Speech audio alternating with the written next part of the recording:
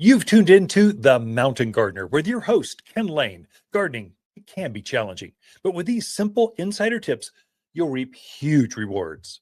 Now, let's tune into today's Mountain Gardener with Ken and Lisa.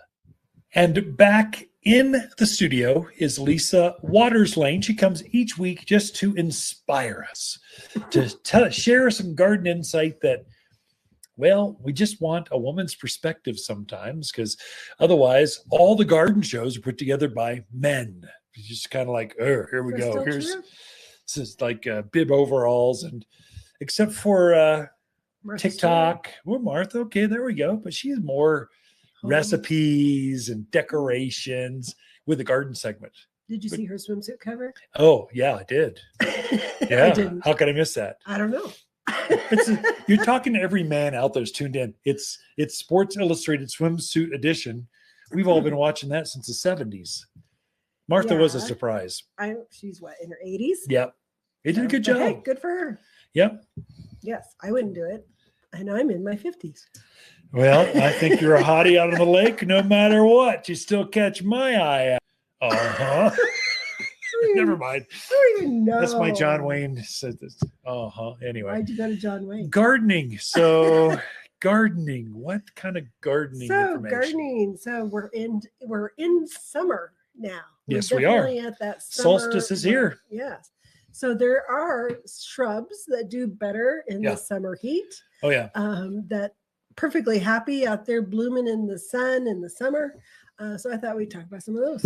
Yeah, it's kind of good that we're covering that, because people have been calling in worried about their summer plants. The spring was so cool so long. Mm-hmm. The summer lovers, they do not like spring. They like the summer.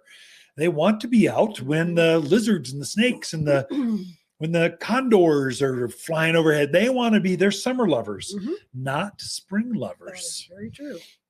Yeah, so there's a lot of shrubs that can give you that color through the summer. The one that always comes to mind for me is Potentia. Oh, sure. Yeah. I just think it's such a good, tough shrub. Probably 3x3? Knee high. Yep, absolutely. Little yellow blooms. There are some that have pink blossoms on them, some that tend a little more orange. But it's a good, consistent, very drought hardy, animal resistant. It's very consistent out in the landscape. We put it in commercial landscapings quite often because you can run it over with a semi truck and it'll still keep blooming. It just it's that tough. Mm-hmm. And so we companion plant that with like catmint, spireas, salvia gregii, Russian sage. There's a whole bunch of these plants like to grow together and take a blow dryer to them. They like the heat. So that's one. And animals, you're right there with javelina, deer. They don't bother. It looks delicious, but they don't bother that one. Yeah. So I'd say that's a really good one out for those hot spots that are difficult to put things in. What, a yellow flower about the size of a quarter, something like that? Perfect. Yeah. So another one that I think does fabulous is the Rose of Sharon. Yeah.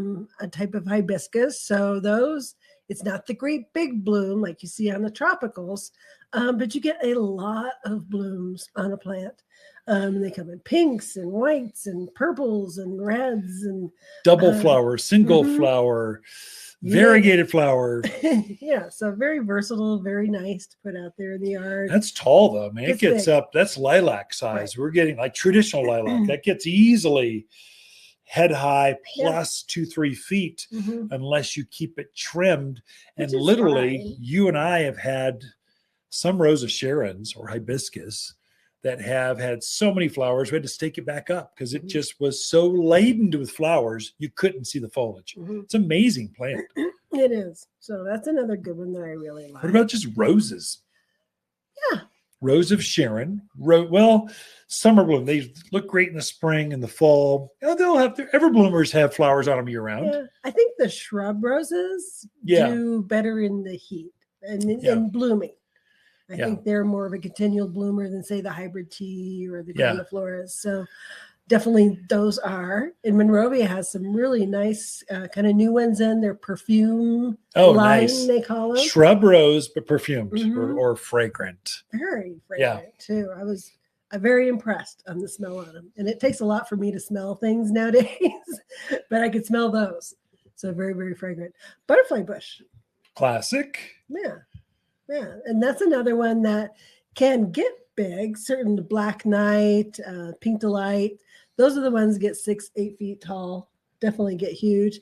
But they've come out with different series of them. So the Buzz series, I think it's about 4 to 5. Like Miss Violet, Miss Ruby, really striking colors like magenta pink and dark purple. So there's some really good colors in that line that are more well behaved. Yeah, I just planted a red butterfly bush just off the patio. It's little. It's just a little guy, and maybe it's not even knee high yet. It's growing fast.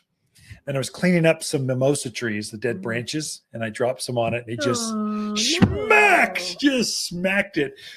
I think it'll recover. I gave it some root and grow. It was. So it'll come back. It's one of those accidents. Just happens. This is why you should prune in the winter. February. I hear you.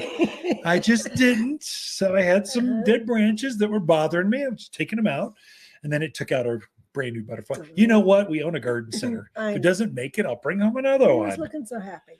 And so they also have another series called the Pugster series. Those get about 2 by 2. The thing I like about those is the blossom is the same size as a regular butterfly bush, but the plant definitely is more of a miniature. Yeah. So those come in white and pinks and lavenders. Great in containers. I mean, just raised beds right off the patio where you just can't have this ginormous thing. Right. It stays cuter. So same as Potentia size. Shrub rose, you keep down that low. Carpet roses, things, spireas, you can keep lower. Absolutely. What about smoke bush? That's just starting to come out. That is true. It's got that smoky kind of wispy flower that starts in summer. Can get bigger, so you can keep them down to chest high or so. But if you let them go, they'll get considerably larger. We got a one in called Golden Spirit Smoke Bush. Ooh, yeah. So it has kind of a very bright, like chartreuse green leaf to it. I thought it was very attractive, especially if you have an area where you have darkness or it's dark rock. Using that mocha rock. If that shines, pops something better. Where you really want a contrast in color, it would be amazing. Yeah, and equally as hardy. It'll take the wind, the sun. It's equally as robust as the purple one. The purple ones are more popular, but sometimes purple blends into all these native blues we have. True. The dark rocks that are so popular, ground cover that's so popular right now. Yeah. Sometimes you need a bright pop of color, not a dark pop of color. Crepe myrtles. Oh, sure. Classic. That's another one that people don't realize we can grow crepe myrtle. Crepes grow great here. They do. We don't usually do the big trees like maybe you find in Texas and Southern Cal or the southern parts of this country, but they do beautiful. And the colors on the crepe myrtles are just so bright, so intense. You kind of drive by and you're like, oh, what is that? Because they just really catch your eye. You know, it's been looking striking the last few weeks are tree roses. So they have this they're trained to be a miniature tree, and then they get, I don't know, 4 foot around or so, and they are just covered with flowers right now. They're quite striking. And I think we don't think of roses. We think of them as high maintenance, like poodles or something out in the yard. They need a haircut every 2 weeks. They aren't. They can be super easy, especially in a drier, brighter climate like we are. We don't get the mildew. We don't get black spot. We don't have as many issues with June beetles, and we just don't have those. So I think they should be considered more often, even from folks that maybe go, I saw my grandparents deal with those. They were always out there. Well, you don't have to be. I think they can be nicer. What else? Caryopteris. Oh, sure. Blue mist, bluebeard. Yeah. That's another one. Put it in the heat, boy, and it's happy. Desert willow. We could go on and on and on. Chased tree. But we are out of time. Thank you, Lisa, for coming in. Ken and Lisa Lane, the Mountain Gardener. Watters Garden companion plants for June are sunburst locust, moonshine yarrow, silverberry, and Hall's honeysuckle. Ideal at growing up fences, walls, or as a ground cover. Wind, drought, deer, javelina are no problem. Hall's honeysuckle is an outstanding mountain vine with fragrant yellow flowers that loves blooming in the summer heat. An excellent solution for fast-growing screen, even in the poorest of soil. You'll only find the hardiest vines at Watters Garden Center, 1815 Iron Springs Road in Prescott. For a more fruitful garden, increase success in the landscape that just feels better, then tune in daily to the Mountain Gardener podcast. Subscribe through your favorite podcast streamer or visit wattersgardencenter.com.